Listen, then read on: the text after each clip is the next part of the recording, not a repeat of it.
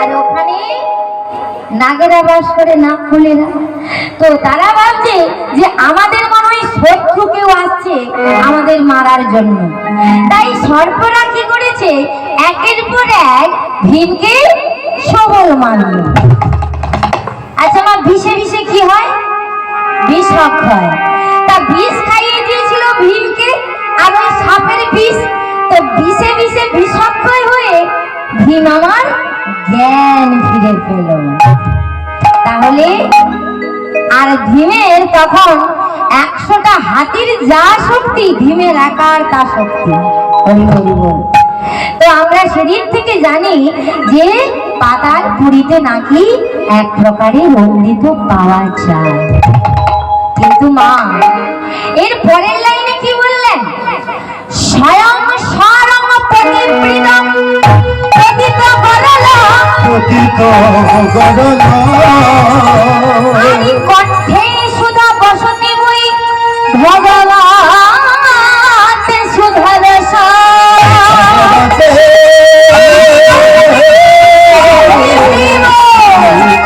সুধার।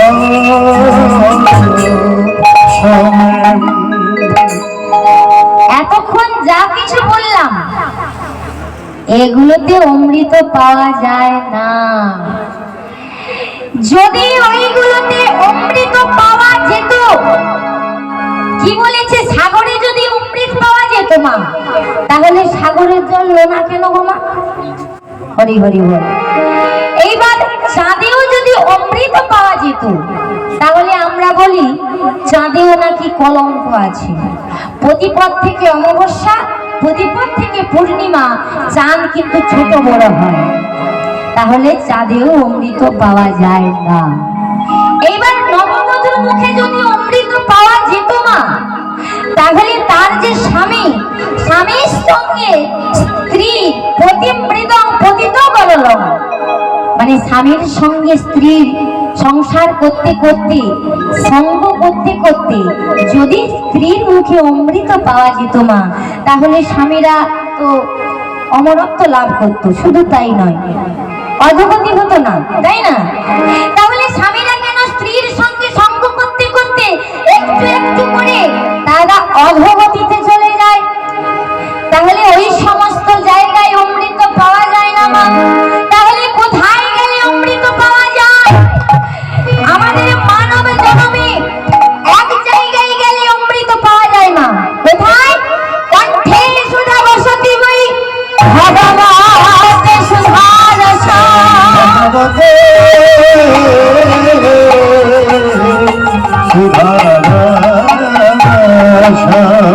তাহলে কোথায় অমৃত পাওয়া যায়? ভগবত বাসরে গেলে, হরি বাসরে গেলে ওগুলোতেই অমৃত পাওয়া যায়। তাই আজকে আমরা এই হরিবাসরে সবাই কিন্তু অমৃত পান করতে এসেছি, তাই না মা? তাই হরির নামামৃত সুধারস পান করতে হলে সবাইকে একটু দুটি বাহু তুলে হরি বল বলতে হবে, হরে কৃষ্ণ করতে হবে, রাধা রাধা নাম করতে হবে। তাই সবাই মিলে দুটি বাহু তুলে বলুন, নিতাই গৌর প্রেমানন্দে হরি হরি বল। হরে কৃষ্ণ কৃষ্ণ কৃষ্ণ হরে হরে হরে রাম রাম হরে হরে কৃষ্ণ হরে কৃষ্ণ কৃষ্ণ কৃষ্ণ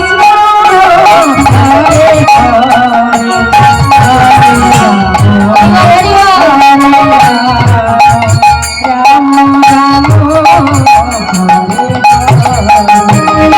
হরে কৃষ্ণ হরে কৃষ্ণ কৃষ্ণ কৃষ্ণ হরে হরে হরে রাম হরে রাম রাম রাম হরে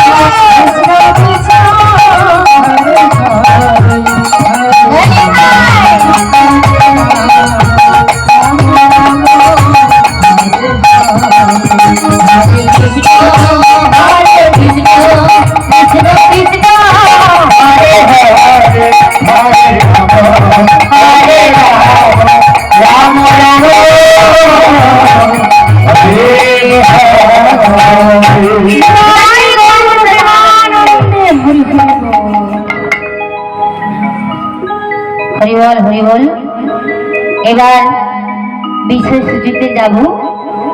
আজকে যে লীলাটি আস্বাদন হবে তা হলো ভক্ত চরিত্র। আজকের বিষয়সূচি হলো ভক্ত প্রহ্লাদ। 5 বছরের ছোট্ট প্রহ্লাদ কেমন করে গোবিন্দের কৃপা পেয়েছিলেন, গোবিন্দের দেখা পেয়েছিলেন, সেই বিষয়সূচি আজ আপনাদের কাছে আস্বাদন হবে। হরি হরি বল।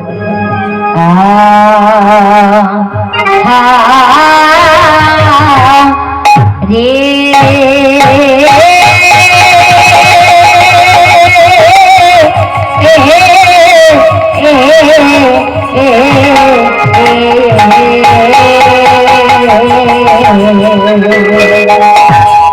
আহা আহা ভগত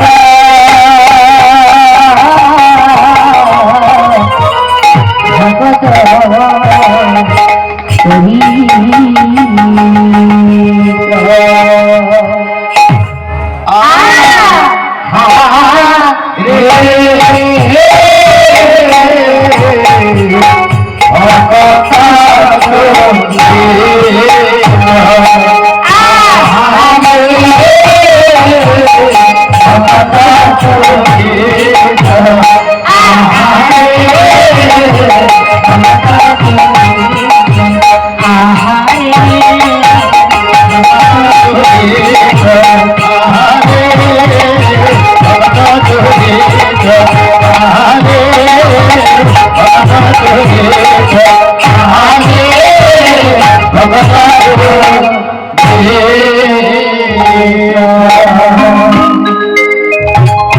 जय गोविंद जय गोपाल सब माधव दीन दया जय गोविंद जय गोपाल सब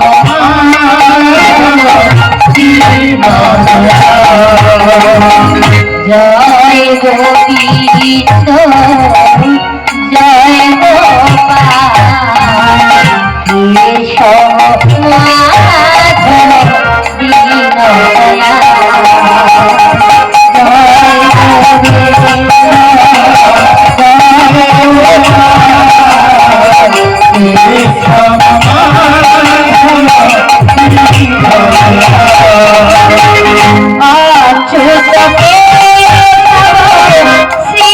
दया जय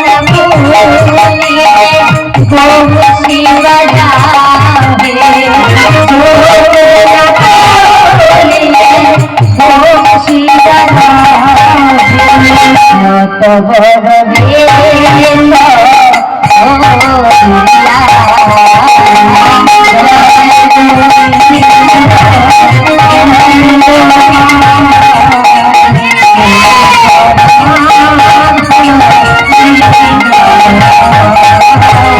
जय गोपाल केशव কাল হতে সত্য ত্রেতা দাপর কলি এ যাবৎ পর্যন্ত যত দেব অসুর গন্ধর্ব দক্ষ রক্ষ চন্দ্র সূর্য ইন্দ্র দেব নক্ষত্র মণ্ডলী সকল সৃষ্টি হলেন প্রকৃত পক্ষে কশ্যপ মুনি।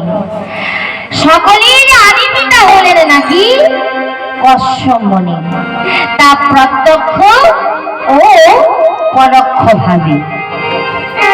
কশ্যপ মুনির অগণিত ধর্মপত্নী ছিলেন, যেমন দিতি, অদিতি, কদ্রু, বিনতা, জয়া, বিশ্বম্ভরা প্রভৃতি। কশ্যপমুনির ঔরসে দিদির গর্ভে অসুর আর অদিতির গর্ভে দেবমণ্ডলী জন্মেছিল। একই পিতা কিন্তু মা আলাদা বলে পৃথক পৃথক সন্তান জন্মেছিল। কেমন করে গো মা? যেমন নদীতে জোয়ার ভাটা হয় মা, ঠিক তেমনি একদিন আমার দিতি কামনায় জর্জরিত হয়ে তার স্বামী কশ্যপ মুনিকে কি বলছে,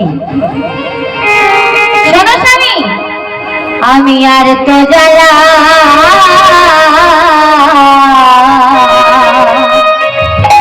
স্বামী গো সইতে নারী, আমি আর তো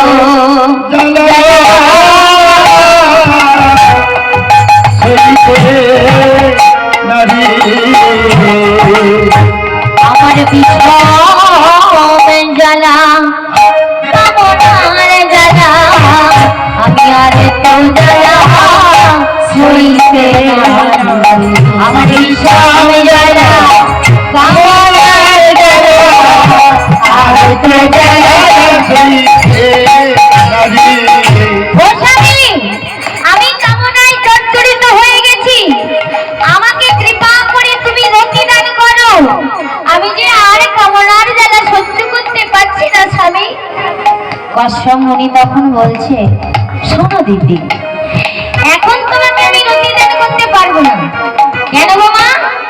না, সময়টা ভালো নয়, বিকাল, দিনের শেষে রাত্রি শুরু, এই হেন সময়ে আমি যদি তোমাকে রতি দান করি দিদি, জানো দিদি, তোমার গর্ভে যে সুসন্তান আসবে না, তাই আমি এখন তোমাকে রতি দান করতে পারবো না। কিন্তু মা, দিদি আমার যে কামনায় জর্জরিত হয়ে গেছে, স্বামী যে এখন ভালো কথাটা বলছে, এই কথাটুকু বোঝবার মতো তার কিন্তু সেই বোধটুকু তখন নেই। বলছে, দেখো স্বামী, তুমি যদি এই মুহূর্তে আমাকে রতি দান না করো, তাহলে আমি কি করব জানো স্বামী? আমি আত্মহত্যা করব।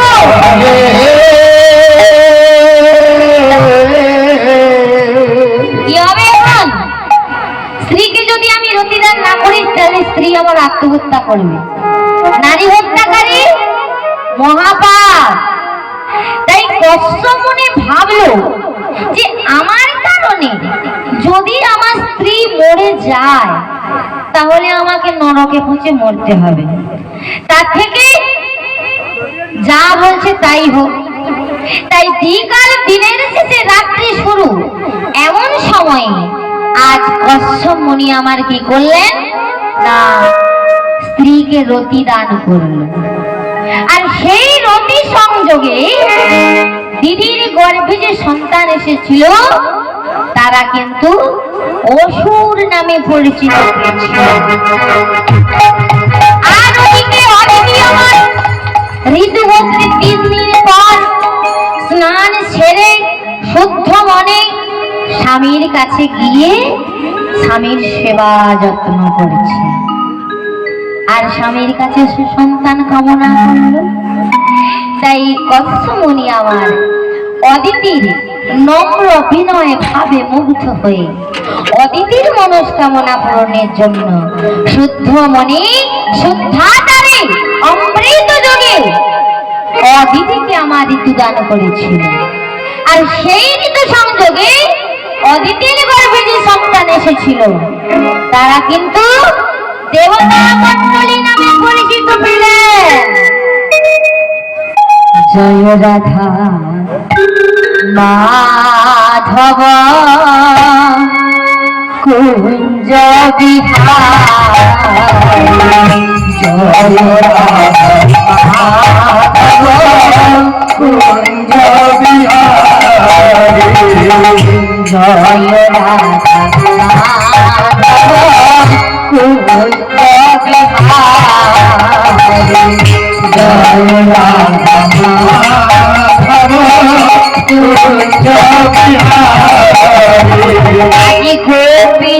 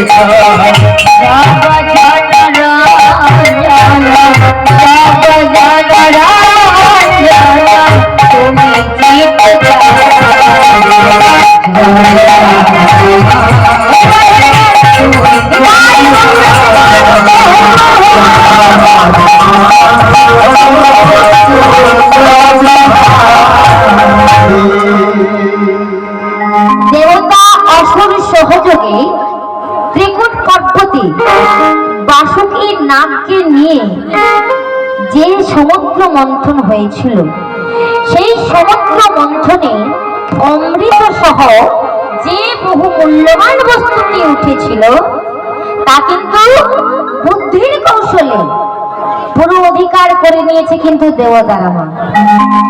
একই পিতার সন্তান হয়ে দেখুন, দেবতারা অমৃত পান করে অমরত্ব পেয়ে স্বর্গধামে সুখে থাকলেন, আর এদিকে অসুরের দল অমৃত তো পেলেনি না, বরঞ্চ কি হলো, এই স্বর্গ রাজ্য হতে সবাই বঞ্চিত হলো। তাই এই বঞ্চনা অসুরদের মধ্যে হিংসার দানা বেঁধেছিল। তাই ফলে কারণে অকারণে দেবতা মণ্ডলী এবং অসুরদের সঙ্গে অধিকারের লড়াই শুরু হয়ে যেত। তাই আজ যে বিষয়সূচি তা হলো সত্যযুগের কাহিনী ভক্ত প্রহল্লাদ। হরে কৃষ্ণ হরি বল কেন কাঁদনা,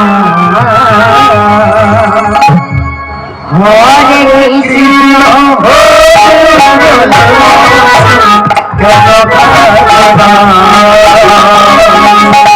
হরে কৃষ্ণ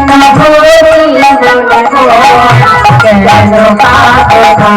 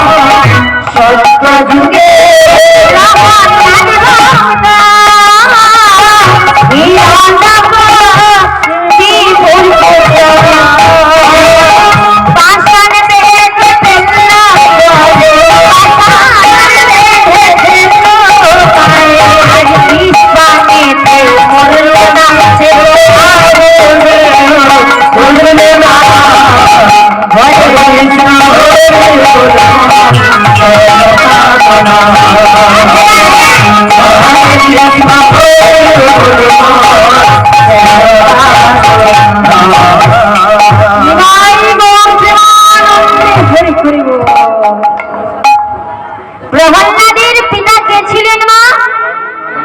হিরণ্যকশিপু।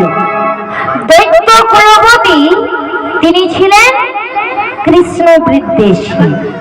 তো তার পুত্র প্রহল্লাদ যখন পিতৃবিদ্বেষী কৃষ্ণের ভজন সাধন করতে লাগলো, তখন অবাধ্য পুত্রকে সাজা দেওয়ার জন্য দৈত্য কুলপতি আবার প্রস্তুতি নিলেন।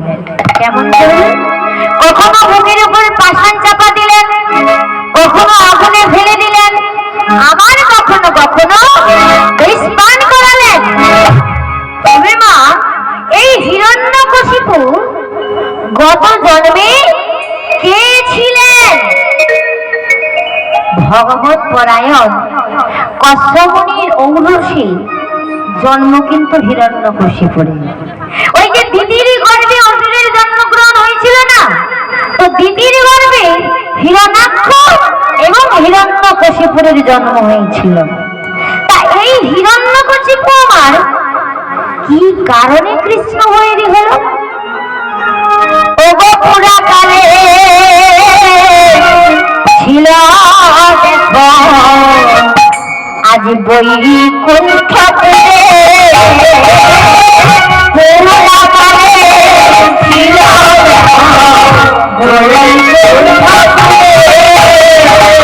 আজ জগৎ চিন্তা সুখ নিন্দা করে আর সুখ নিন্দা করে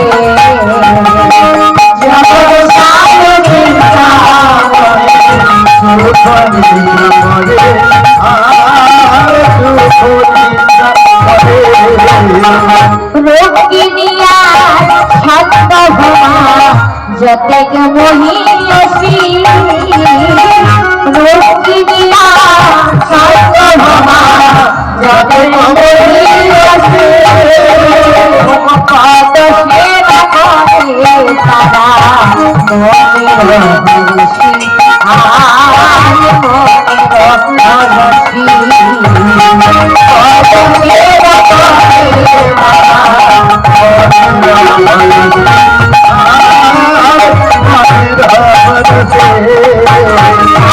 পদ সেবা করে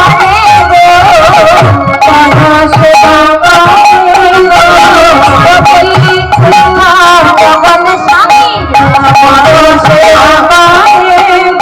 মনের খুশি আর মনের খুশি পদ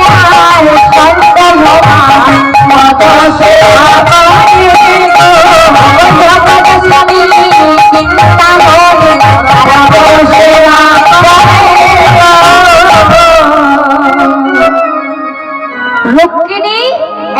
সত্যভামার সহিত ভগবান শ্রীকৃষ্ণ আমার বিশ্রাম কক্ষে ছিলেন।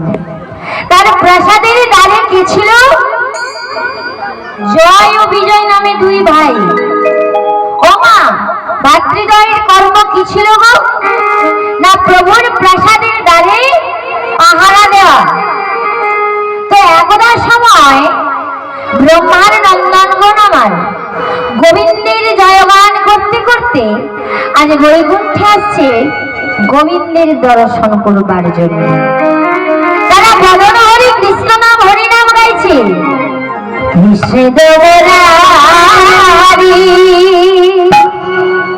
গোপগিরি ধারি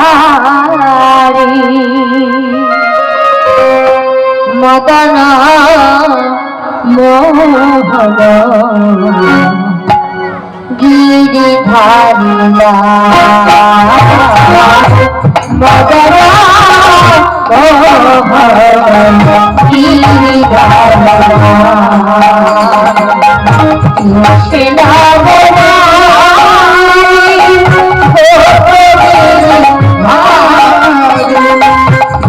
কৃষ্ণ हमारे घर दुनिया से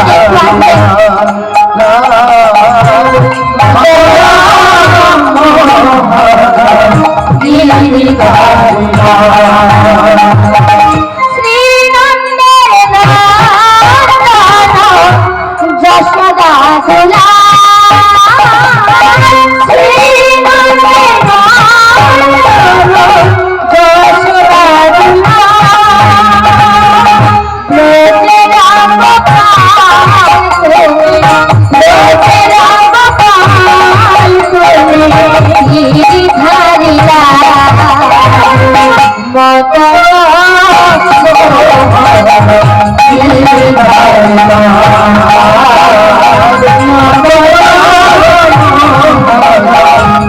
Thank you.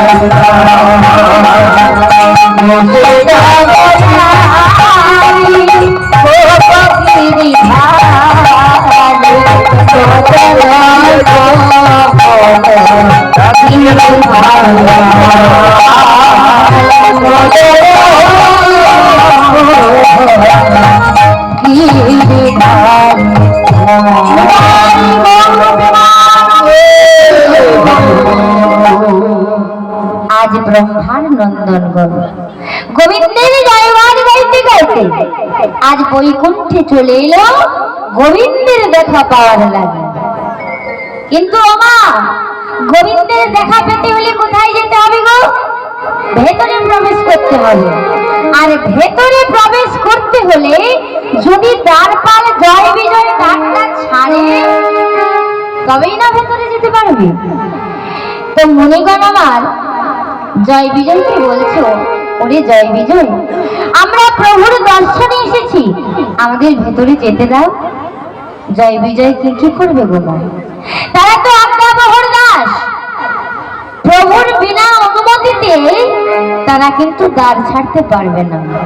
তাই জয় বিজয় কিছুতেই দ্বার ছাড়লে না। জয় বিজয়কে মুনিগণ আমার অনেক অনুনয় বিনয় করে বলল, কিন্তু কিছুতেই জয় বিজয় দ্বারটা ছাড়লো না। তাই মুনিগণ আমার কি করলেন? নিজেদের অপমান বোধ করে লজ্জায় ঘৃণায় ক্রোধের বশীভূত হয়ে জয় বিজয়কে অভিশাপ করলো। সাবধানে জয় বিজয়, তোরা যে হিংসা মনোবৃত্তিক পূর্বক আসরিক শক্তি নিয়ে আমার প্রভুর দর্শনে বাধা প্রাপ্তি হলি, তাই তোদের আমরা অভিশাপ দিচ্ছি, তোরা অভয় বলে জন্ম নিবি।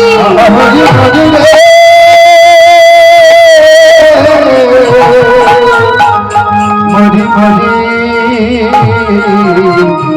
মরি মরি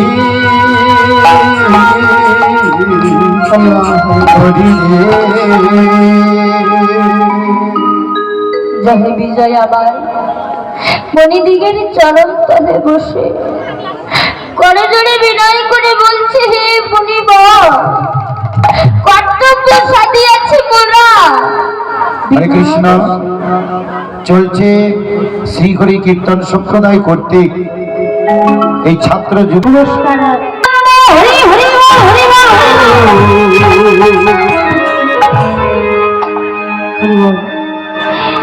জয় বিজয় তখন মুনিদিগের চরণ তলে বসে করজোড়ে বিনয় করে বলছে, হে মুনিবর, আমরা তো কেবল কর্তব্য সাধিয়াছি, বিনা দোষে আমাদের গুরুদণ্ড জানিয়ে।